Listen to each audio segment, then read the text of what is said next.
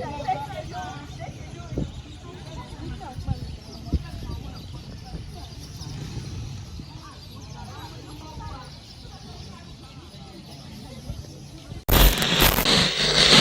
fire outbreak, which swept through parts of the school's facilities, displaced several students and destroyed valuables many described as only possessions they had in school.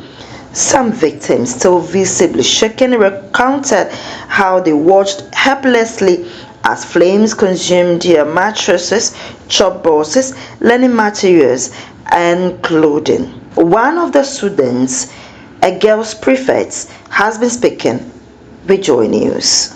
Yesterday we were in class and then we saw some smoke. We were doubting if it's from the boys' or behind the dorm.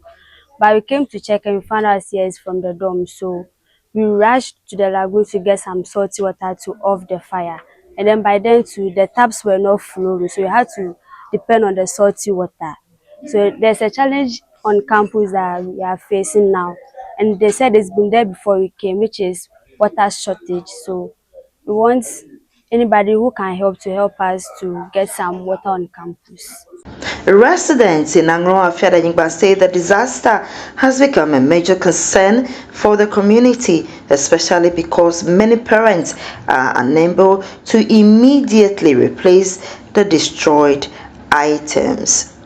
During a visit to the school, the Keta MP presented mattresses and blankets to the affected students as part of efforts to ease the burden. First of all, I would like to use this opportunity to express my sympathy to Anlo Afiadenyigba Senior High School, the students who are affected, as well as the teachers and headmaster. It is unfortunate.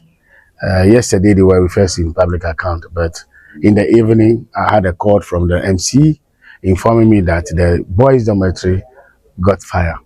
So I said we discussed few things, and then this afternoon we decided, myself and the MC, to actually get some student mattress for them, and then also a bed sheet for now. And then also we need to ascertain the source of the fire so that in the near future the reoccurrence of such things shouldn't happen. So we can't start anything for now until the investigation is over, and then we'll actually put this place into action. Kwame Dzudzorli Gakpey, the MP, expressed concern about the condition of the students and assured school authorities of continued efforts to seek support for the rehabilitation of the damaged structures. The Keta Municipal Director of National Disaster Management Organization, NADMO, Wanda Afiadenyigba, commended the quick intervention but stressed that more help is needed, particularly for final year students currently writing their examinations under challenging conditions. The Minister, as well as the Sector Minister, the NADMO Board Director, the Board Chair, as well as the Get Fund Board Chair, to actually inform them about this issue. And then they will also be talking to them and make sure they can come to our aid.